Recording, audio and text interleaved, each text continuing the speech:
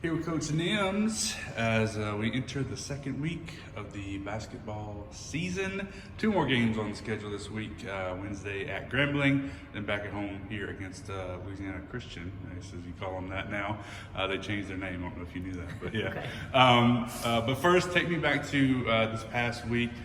First 2 games of the season. I think we talked about it after Tuesday's game. A little bit of nerves there for everybody, but got a big win, and then got punched in the mouth a little bit on Saturday, but able to come back and get the win there as well. But talk about that first week of the season and how the girls played, at least from your perspective. Well, I think the girls overall played really well. I think, we have 11 new kids, 3 returners, and that's probably going to be something that gets said for quite some time, probably all the way up until conference. But for a big group of girls that hadn't played together, I thought they did do a good job. I thought that Tuesday they came out super excited, a little bit nervous, but really excited, played with high energy the entire time, but had a lot of things to correct. And so we got back to the drawing board on Wednesday. We were able to watch that and fine tune that, and then came out what I would say a little lackluster the next game. And so, I think we kind of did get punched in the mouth. I thought Texarkana came to play. They came out and got on us right away.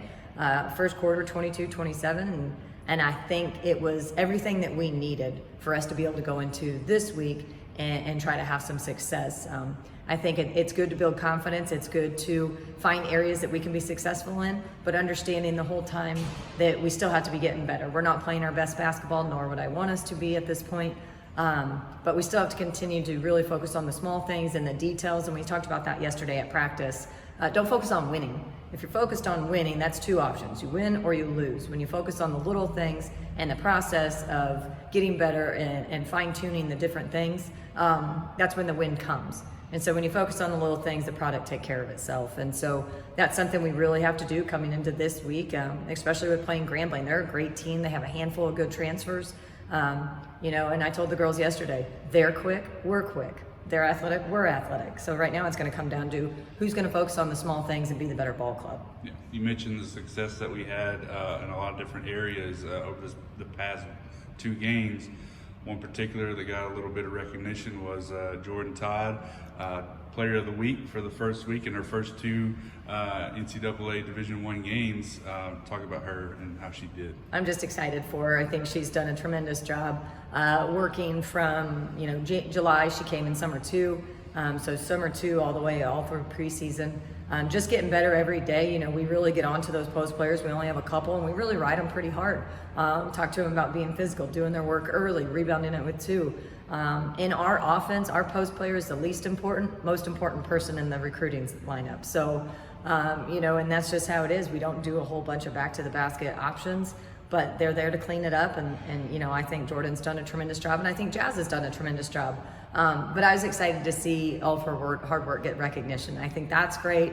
I don't know how long it's been since we've had a Player of the Week here on the women's side of things.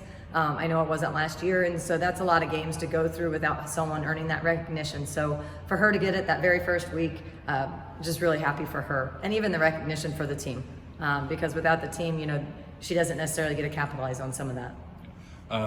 Part of her honors was were the numerous rebounds she had. She averaged a double-double last week.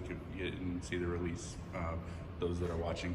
But one of the things that I noticed specifically about whenever she would get the rebound, it's less than a blink and she's passed it off to Mo or CP or whoever to get the break going the other way. Talk about that and how your offense really, we talked about how it feeds off the defense, but immediately transitioning into getting it up the floor.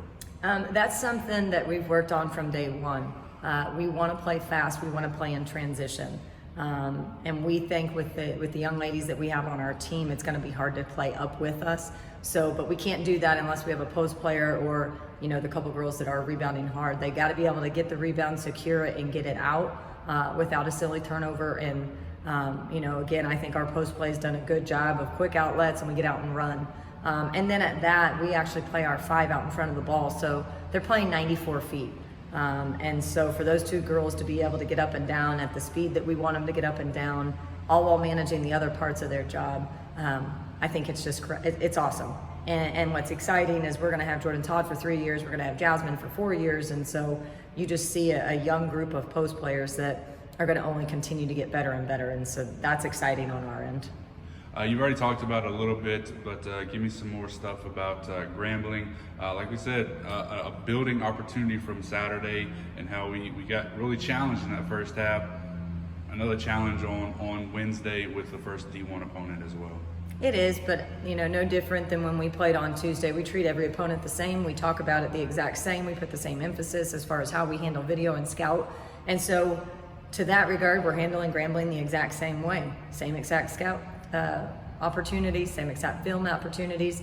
But it's going to come down to the fact that where we maybe have a little more speed or a little more athleticism and a little extra skill set, this team's going to have that exact same thing. So like I said, it's going to come down to who wants to focus on the little things. Grambling brings some real experience in their guard play. They're returning their 2 leading scorers, and so that's something we're going to have to really lock in on. Post play is very good, but they're very physical. They're very good, but they're very fast. And although I can, give credit to our post players for getting up and down, I think their post players probably have a little bit of foot speed on us. And so it's going to be really important for our guards to be able to get up and guard, slow the ball down, and kind of how we say is don't give it lip service. We don't need to gamble, 80 feet away from the rim saying I got ball and then they get past us. Because at the end of the day, it's going to put our post players in trouble. And so, just be high in our gaps. We're going to probably junk it up just a little bit. And just play our kind of basketball. We always talk about we want to be the hardest working team, the most in shape team, but we also want to be the smartest team. So we have to be able to lock in on our scouts and really focus. All right, Coach. Well, thanks for your time and best of luck on Wednesday. Thank you. Fork 'em.